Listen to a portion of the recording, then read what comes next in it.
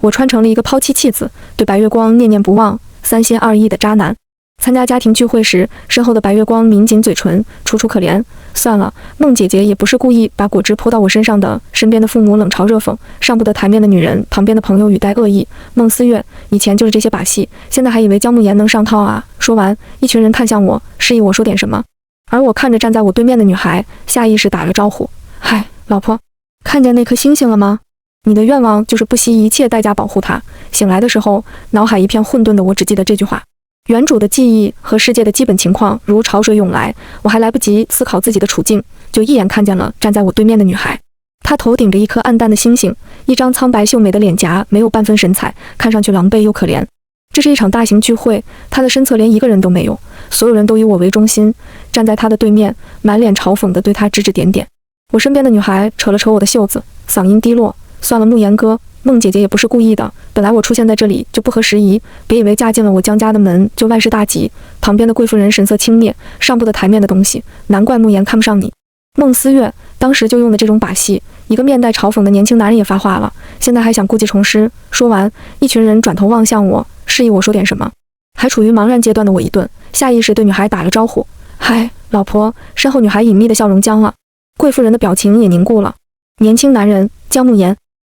我缓过神，收敛好表情，利落地脱下了身上的西装外套，轻柔地披上了孟思月的肩膀。“冷不冷啊，老婆？这地方冷气好足。”孟思月错愕地看着我，一双杏眼瞪得大大的。慕言哥，被我抛在身后的白月光许如宁不可置信地看着我，眼眶已经红了。我顿时明白了他的意思，安慰道：“你出现在这里确实不合时宜，不过知错能改就是好事，以后不要再出现就行了。”白月光站在原地，想跑又觉得丢脸，只能捂着脸嘤嘤哭泣。慕言，姜母不赞同地看了我一眼：“你怎么说话的？如宁从小跟你一起长大，就算已经不是孟家的人了，也算是我们家的人。妈，不好吧？”我面带为难，我这年纪也不适合再收一个干妈。噗嗤，宴会现场有人忍不住笑出了声。姜慕言，我的好友莫风一脸怒火：“你是中邪了还是怎么的？你忘了孟思月对如宁做过的那些事吗？你娶她已经仁至义尽，你现在还想为了她让如宁和伯母伤心吗？她嫁给我才是仁至义尽。”我终于接收完了全部记忆，真情实感地说：“莫风，你不要再说了，我承认，我就是那种有了老婆不要娘的恋爱脑。”莫风，姜母看上去已经快被我气晕了，眼睛一翻往后倒，身边的许如宁赶紧扶住她，所有人连忙围了上去，又是一阵兵荒马乱。没有人再来注意我，我转头看向身侧的孟思月，眼睛亮晶晶的：“老婆，回家吗？我要保护的星星是我老婆，这个世界上还有比这更幸运的事吗？”孟思月愣了愣，随后轻声说：“她看上去对我不亲近，却也没有取下肩膀上的外套，沉默不语地跟在我身后。”一路上，所有人都面带异色地看向我们，可我置之不理。姜大少爷在家里的地位显然很高，我要走，没有人敢上来拦我，或者说，他们也不相信我会抛下晕倒的母亲和许如宁。晚上没吃饱吧？我退后2步，和他并肩走在一起。你想出去吃吗？还是我回家给你做东西吃？孟思月看上去有些惊讶，你还会做饭？姜慕言当然不会，但我会呀。我面不改色的扯谎，想不到吧？他又看了我一眼，很轻地点了点头。星星真好看。我偷偷看了他一眼又一眼，直到他忍不住问我：“你今晚为什么？”姜慕言和孟思月才结婚没几天，这次宴会却是他们婚后的第2次见面。他知道姜慕言不喜欢自己，但还是礼数周全来赴宴。孟思月一定没想到，姜慕言会在这场宴会上公然对其他女人柔情蜜意，对她冷嘲热讽。这是本老套的真假千金文，真千金孟思月是不受欢迎的外来者，假千金许如宁却是所有人心疼之至的小公主。姜慕言和许如宁青梅竹马，对她爱慕至极，可惜许如宁总是若有似无地吊着她，她从容地游离在各种选择之间，直到身世大白的那一天。孟家虽然还是对她很好，但已经不考虑把她作为联姻的人选了。从孟家的角度来看，这是一种保护，他们本就不愿意让许如宁去做其他豪门的媳妇，毕竟许如宁态度暧昧，一直都说只把慕言当哥哥。联姻是为了家族，许如宁不是真的孟家人，豪门媳妇也并不好当，他们更愿意她嫁给一个真正爱她宠她的男人。但从许如宁的角度看，她一直享受各大家族继承人的追捧，孟家不让她参加联姻，不就是放弃她，断了她的富贵路吗？而姜家的态度也变得扑朔迷离，姜母尤其喜欢在自己眼皮底下长大，擅长卖乖的许如宁，可姜父则认为联姻必须有价值，许如宁不再是姜家的媳妇人选。许如宁慌了，自认失去孟家依靠的她需要一份可靠的婚约，可惜婚姻大事不由得他们做主，姜慕言又始终恪守分寸，坚持要把第一次留给婚后。他出了阴招，费尽心力给姜慕言下了药，企图和他生米煮成熟饭，这样孟家和姜家不认也得认。没想到一切都出了差错，姜慕言拉住的是恰好路过房间去洗手间的孟思月。孟思月第一次参加这种宴会，孟家无视他，他被各种不怀好意的人灌得烂醉如泥，跌跌撞撞，根本没有反抗的能力。更何况当天的孟思月也被下了药，另一个对他图谋不轨的公子哥做的。他意识到不对劲的时候已经晚了，意识沉沦，身体也不再听使唤。门被拉开时，疑是旖旎，随后尖叫声此起彼伏。许如宁喊来见证的人全都为他人做了嫁衣裳。孟家和姜家虽然心里不高兴，但这件事传得人尽皆知，两家又需要合作，只能顺势定下婚约。许如宁见事情败露，为了保住清白，销毁了一切证据，最终这件事不了了之。只不过圈里却莫名扬起了这一切都是孟思月自导自演的流言，想想也知道这是谁的手笔。姜慕言本来就对这桩婚事不情不愿，婚后更是对孟思月格外冷漠，他只觉得自己失去了爱情，却没想到这件事对于孟思月来说是毁灭性的打击。他的养父母故意换走的他，当然不爱他；亲生父母不冷不淡，仅仅把他当成可以随意拿捏的棋子。婚约不受自己掌控，明明是受伤害的那一方，却没办法展露怨恨，甚至要嫁给那个伤害自己的人。他是个聪颖好学的人，读大学是他的梦想，可惜考上了一个好大学，养父母却撕了他的录取通知书，把他关在家里，勒令他辍学打工。好不容易回了家，却又被亲生父母嫁了人。明明可以有自己的人生，最后却被囚困在了姜家这种地方，真是烂俗又恶心的剧情。不过没关系，既然还没发生，就意味着还可以改变。为什么？我想了想，对他露出一个笑容。那当然是因为你是我的星星，那当然是因为你是我的老婆。大概是没听过这样直白的话，他呆住了，目光微闪，像是不知道该说什么。好了，吃什么？我打开冰箱，满意的巡视了一圈新鲜食材，我给你做焖饭吧。都行。他踌躇2秒，还是我来做吧。思月，我用手背碰了碰他冰冷的额头，温声说：“你先去洗澡，不然要感冒了。”他闻言顿了顿，神色出现了些许波动，那种似评估似怀疑的神色只有一瞬间。他很快又垂下眼，声音很平静：“好，我的厨艺很好。”吃饭的时候，孟思月看上去心不在焉，可还是吃了不少。好吃吗？我笑眯眯地看向他。你太瘦了，应该多吃点。孟思月点了点头。他好像有话要说，顿了顿。其实我有一件事。我刚站起来，又老老实实地坐了下去。我想去上成人本科。孟思月垂下眼，我现在也是姜太太了，学历只有高中，对姜家的名声不太好，这个借口找得有些生硬，但我并不在乎。我心知肚明，他是更想读书的。高考已经过去了好几年，他每一天都在努力自学，就期盼着脱离家庭后能够走出一条光明的路。可惜事与愿违，他重新被拉进了泥沼，再不见天日。好啊，我毫不犹豫地说，弯眼温声说，到时候你还可以考在职研究生，见我答应。孟思月抬起头，神色中显露了一丝明显的喜悦，但更多的是如释重负。入学的事情你不用操心，我没忍住，隔着空气揉了揉孟思月头顶的小星星，我会帮你办好的。他才和我见过几面，对我的了解少之又少，才会谨慎地对我提出这种要求。如果是真正的姜慕言，只会毫不犹豫地拒绝他。你还想做什么吗？我忍不住说，你可以告诉我，我能做到的，我都会努力去帮你。其实这样的话，对于我们两个现在的关系来说，有些越界，可我实在按捺不住自己的情绪，我迫不及待地想要他知道，我会站在他这一边。孟思月看向我，那双漆黑如一潭镜湖的眼眸在某一刻翻起了涟漪，可马上又恢复了平静。他摇了摇头，这些已经够了，谢谢你。我知道他最大的心愿是什么，但现在还不是时候。孟思月住在我们的主卧，但那是因为我从没回来住过，今天我回来了，当然就不一样了。我刚上床的时候，孟思月显然有些紧张，但发现我规规矩矩地睡在一边，直至呼吸平稳都没有别的举动后，她紧绷的身躯就缓缓放松了下来。房间内开了空调，温度适宜，安静的夜晚蝉鸣声声，疲惫了一天的女孩也慢慢沉入了梦乡。在她睡着的那一刻，我睁开了眼，转过头看向她，伸手把她攥成一团的手轻柔地打开，又抚平了她眉间的褶皱，我才翻身起床，站在阳台上低头发消息。明天还有很多事情要做。轻轻关上阳台的门，我隔着一层玻璃，在她的脸颊上画了一个小小的月亮。晚安，思月。孟思月第二天醒来的时候，我已经在收拾行李了。她愣了愣，姜慕言，你在做什么？我们逃吧。我对她露出了一个很阳光的笑容。离开京城，女孩的眼睛一点一点睁圆了。从昨天到今天，她第一次露出这样明显的震惊。这里太乱了。我咔嗒一下合上背包。你要备考，得找个安静的地方，这是我的真心话。这里有姜家，有孟家，有心怀不轨的人，也有等着看笑话的人。他们就像猎狗一样，讥笑着面前这个脆弱单薄的女孩，等待她奄奄一息，就将她撕碎。这是一整个世界给予她的恶意，而她的身边没有任何人。我必须站在她身边，只有我会站在她的身边。孟思月半晌没有声音，我若有所觉地抬起头，看见女孩的脸颊逆着光，正看着我，表情在阴影里晦暗不清。可很快他就偏了偏头，去哪里？随便去哪都可以。我说你喜欢南边还是北边？孟思月的眼睫颤了颤，南边。我打了个响指，那就南城吧。我和孟思月就这样悄无声息地来到了南城，没有任何人知道。作为江家的继承人和掌权人之一，隐瞒自己的行踪对我来说易如反掌。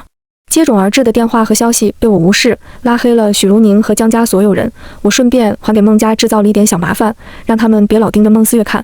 一早来我家却扑了个空的一众人等气得不轻，开始满京城找我和孟思月。可惜此时的我们正在南城一个小镇的桥上买青团。也许是远离了漩涡一般的京城，孟思月的神情都轻松了不少。她过去神色虽然沉静，却总因为苍白的脸颊和过分秀气的轮廓，展现出一种伶仃的柔弱。但是现在，她站在我身侧，温声询问青团价格的时候，眉眼带笑，是和在京城时截然不同的状态。我租了间民宅，这里当然没有京城繁华，没有大型的商业街和川流不息的公路，只有潺潺流水和一座接一座的小木桥。南城的乌衣镇并不出名，也没有人认识我和孟思月。孟思月在家中备考，我也在她旁边工作。她捧着书，我敲着键盘，我们都不说话，就这样过一下午，直到浮在桌面上的金色阳光一点一点地晕染成橘红，然后渐渐昏暗。左邻右舍迅速和我们熟络了起来。左边的王婶很喜欢送些自己做的点心上门，孟思月也投桃报李，邀请王婶上门吃饭。她会做饭，只是我平时都会主动下厨。我们一个洗菜，一个切菜，王婶就站在厅堂里笑盈盈地说：“你们小夫妻俩感情真好。”孟思月的动作会停顿片刻，和我一满笑意的眼睛撞上，又微垂下眼。我们原本就是新婚夫妻，她不会对我抱以太大的期盼，却因为不了解我，在发现我没有恶意后，愿意给予我珍贵的信任。右边的陈叔喜欢喊我出去钓鱼，我技术不好，但耐心很足，撑着肝和陈叔闲聊一下午，都不会展现出半分造诣。陈叔笑呵呵地把自己钓到的鱼分给我，我也不推辞，拎着桶回家，问孟思月：“思月，喝鱼汤还是吃红烧鱼？”孟思月抬头看我，阳光照映着她墨黑的瞳孔，显出几分怔怔。为什么呢？他问我。我以为你喜欢许如宁。为什么呢？我学着他的语气问他。我对你做出了那样的事，你还是愿意相信我？孟思月一愣。你也是受害人。他摇了摇头。你也被下药了。我原来确实喜欢过许如宁，我蹲在地上剃鱼鳞，但你已经嫁给我了呀。他们说江家的大少爷是一个温润如玉的翩翩公子。孟思月说，和我想象中不太一样。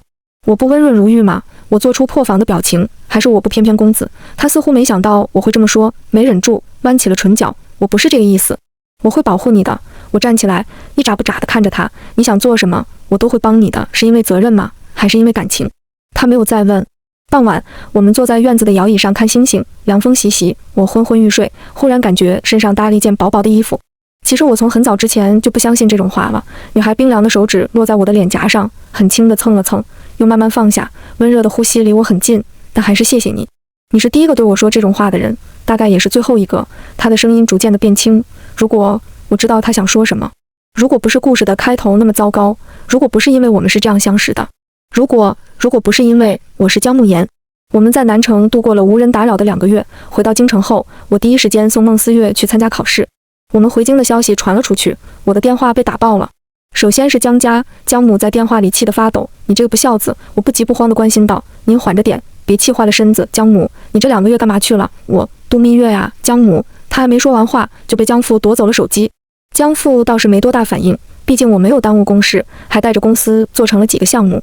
他只是旁敲侧击地问我，听说你最近一直在为孟思月的事情忙碌。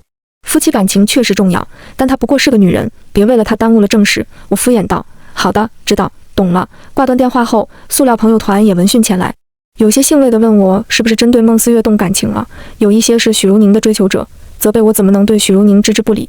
莫风更是怒火中烧，你就这样把宁宁扔在京城2个月？姜慕言，你还是人吗？那个孟思月到底有什么好的？是给你下蛊了？我反问，我不跟我老婆在一起，难道还要跟外面的女人在一起吗？莫风，你说清楚，谁是外面的女人？我说，谁想插足我的婚姻，谁就是。莫风梗了梗，宁宁这2个月过得很不好，哭得很伤心。关我什么事？莫风，你姜慕言，你是彻底不管宁宁了是吧？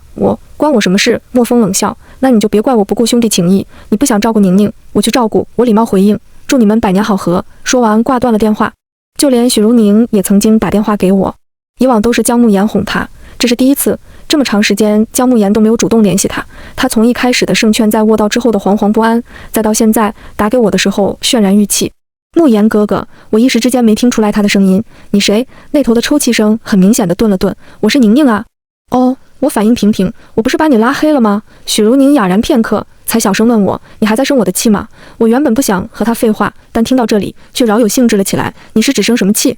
怪我没有早点表明自己的心意。许茹宁听起来十分委屈，我也想和慕言哥哥在一起，可是我没有这样的勇气，我已经不是孟家的人了。所以你就给我下了药吗？我打断了他，还在外面传是孟思月下的手。电话那头几乎是一瞬间就寂静了下来。慕言哥哥，你是听谁说的？许茹宁装得十分无辜，可她的语气带着一分若有似无的恐惧，声线紧绷。你怎么会相信外人的话？我怎么可能做这种事？你是不是以为我什么都不知道？我笑了笑，有些事情你敢做，就要承担相应的代价，只是这些代价我不会向你讨回，另外有人会向你讨回。江家的亲情就那样，江慕言和许茹宁的爱情是一场骗局，莫风和江慕言的友情更是塑料，没意思。觉得索然无味的我拉黑了他们，选择去接孟思月。他很忙碌，每一天都有很多事要干，有时候我们会一起吃饭，有时候不会。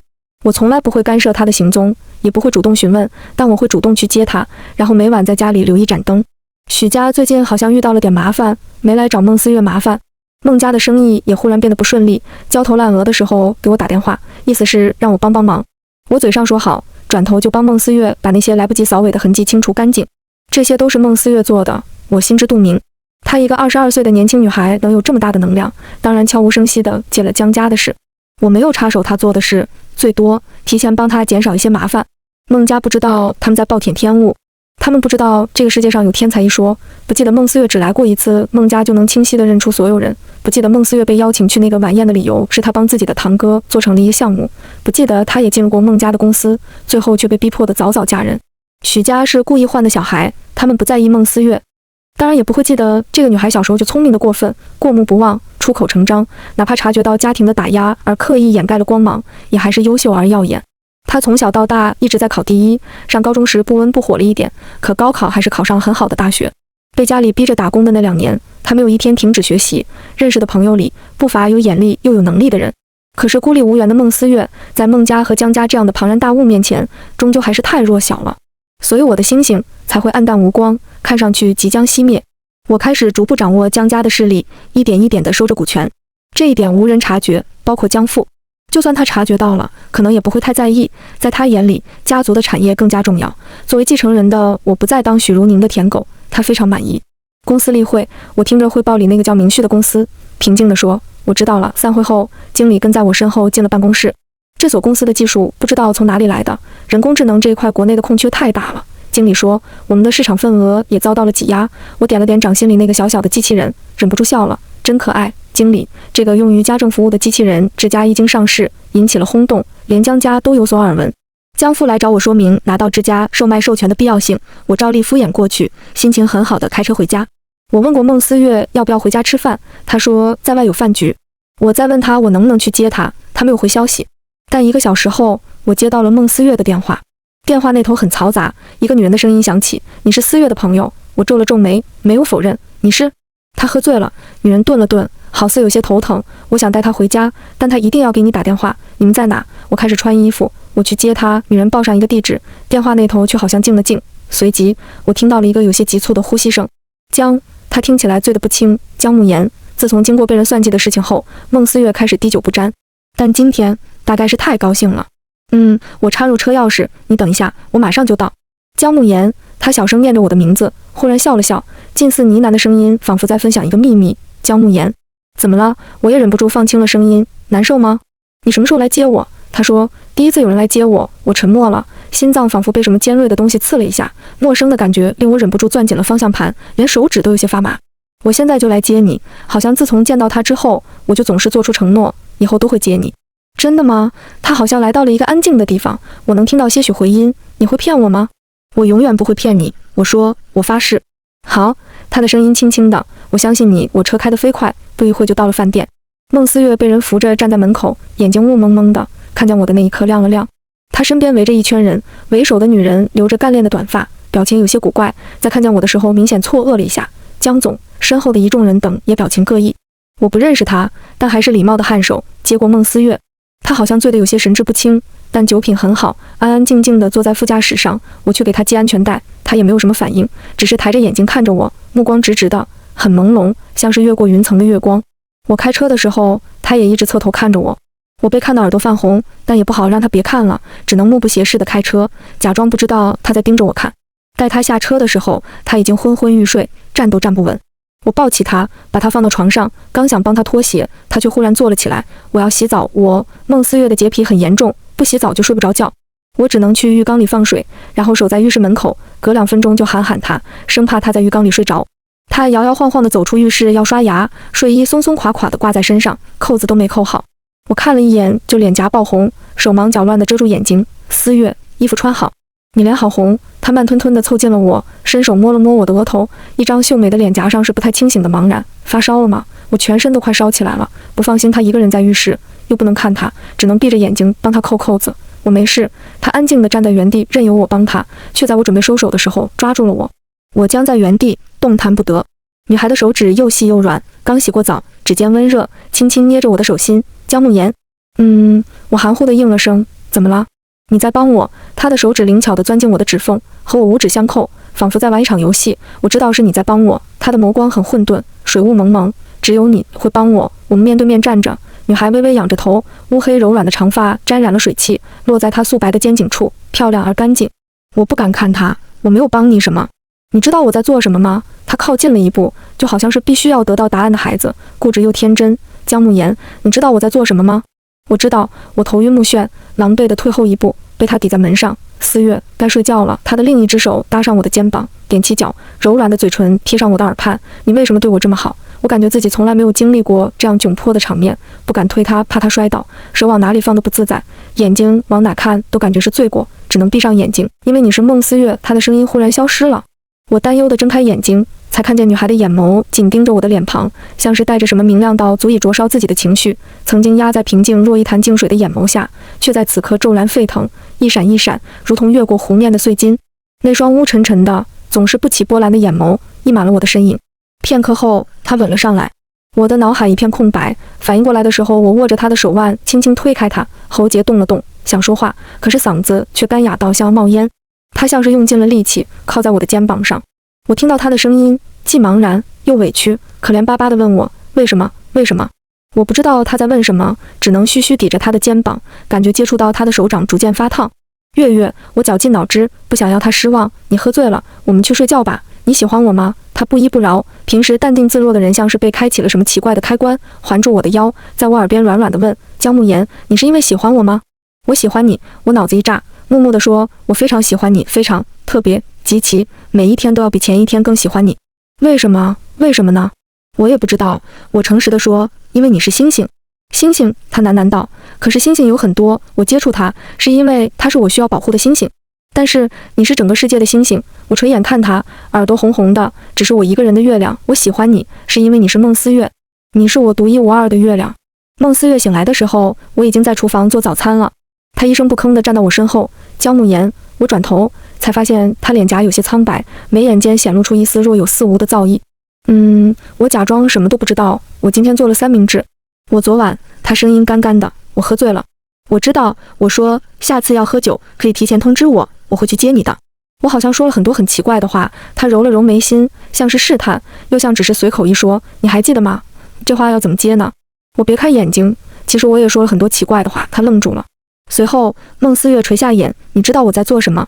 我知道啊，我急忙解释道，我不是故意去调查的，就是下面的人发现的。姜慕言，他打断了我，你知道我在做什么？你还帮我那些不经意被扫除的障碍，那些本应该卡住的审批流程，那些出于保护从来没有泄露的信息。她是何等聪明的女孩，当然会知道，所谓的心想事成，从来没有合作伙伴想的那样简单。我看着她的眼睛，就算我不帮你，你也会成功，这是事实。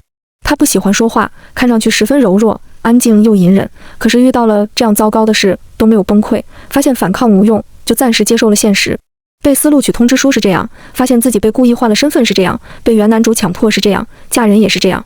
我心知肚明，他短暂的妥协并不是真的妥协，不过是示人以弱的手段。最高明的猎捕者拥有看似无害的外表，温顺的眼眸里却藏着冰冷的情绪。他等待着有一天将践踏他的人全数撕碎。后来的故事里，他被打压，被折辱，所谓的亲人没有一个爱他，娶他的姜慕言会把他囚困在姜家，不允许他工作，也不允许他出门。亲近的合作伙伴会被轻而易举的击溃，继而一个一个离开他。毕竟人微言轻，姜家和孟家怎么可能会看着自己的市场份额被占领？姜慕言会在婚后的又一次郁郁寡欢中，把她认成许茹宁，粗暴地对待她。然后孟思月会怀孕。被掌控在姜家和孟家手心里的孟思月，就像是被屏蔽了五感，眼不能视，耳不能闻，连打掉孩子的权利都没有。她被豢养着，痛苦万分地生下了这个孩子。孩子被姜父姜母抱走抚养，而孟思月被彻底掌权姜家的姜慕言毫不犹豫地抛弃了。这样一眼就能望到头的人生，结局只会是许茹宁幸福一生，孟思月孤苦伶仃。可偏偏这本真假千金文的结局崩坏的不成样。每本小说都是一个世界，这本小说的主人公是姜慕言和许茹宁。然而在这样混乱无序的世界里，诞生了一颗星星。星星是明亮而璀璨的人，他们应运而生，不受任何规则桎梏。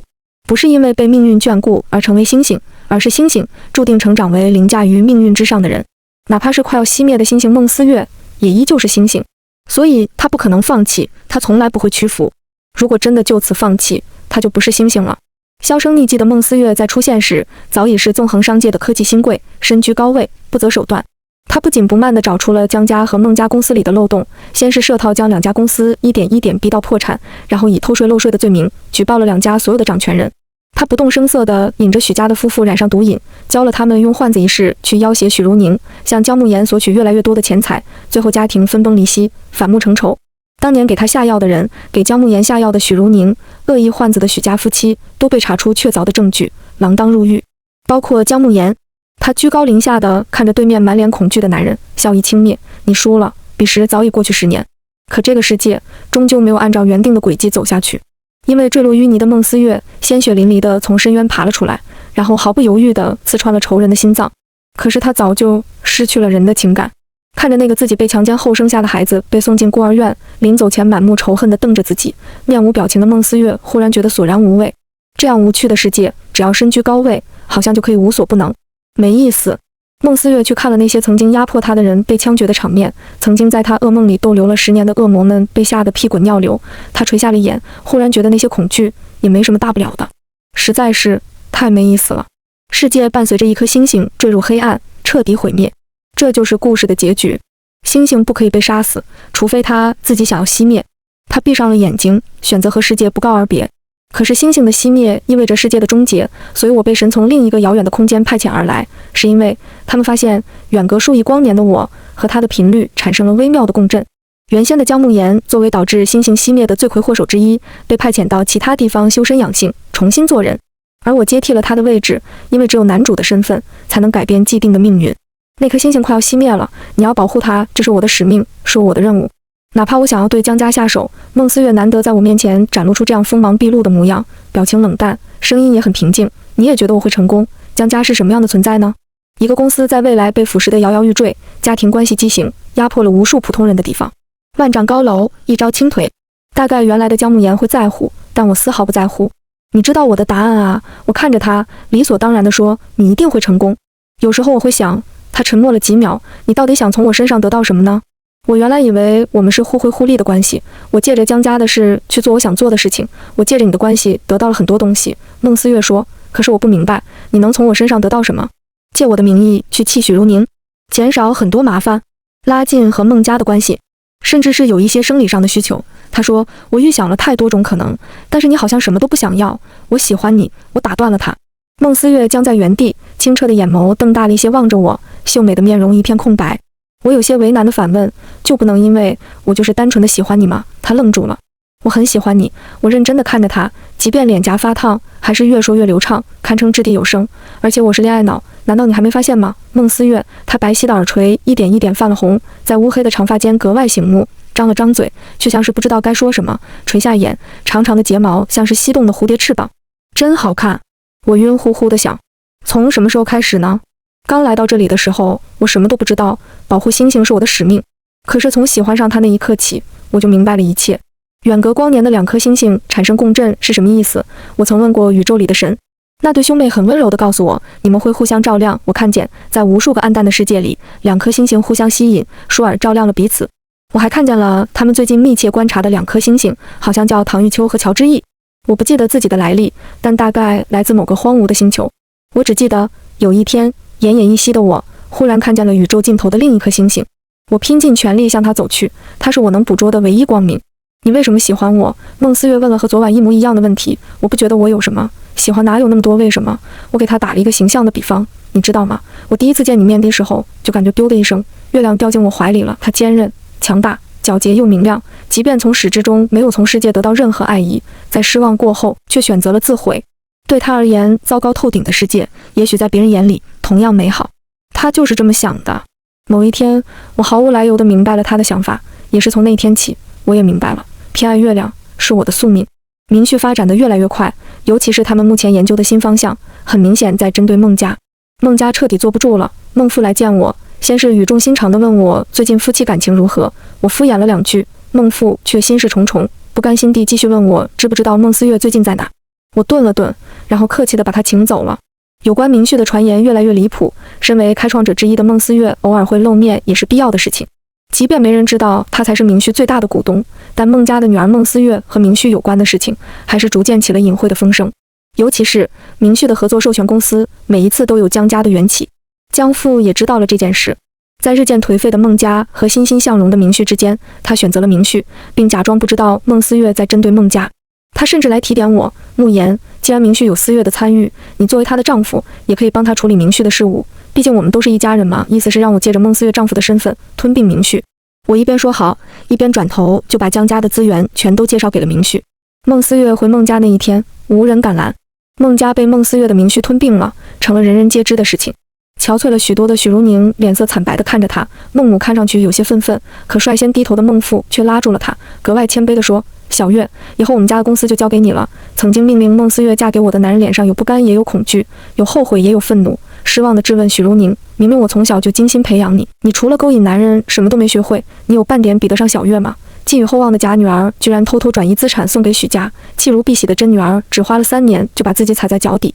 孟家终于认清了事实，被他们放弃无视的孟思月是一个可以屡屡突破国内技术壁垒的天才，是本来轻而易举就可以带孟家走上顶峰的希望，而他们亲手扼杀了这个希望。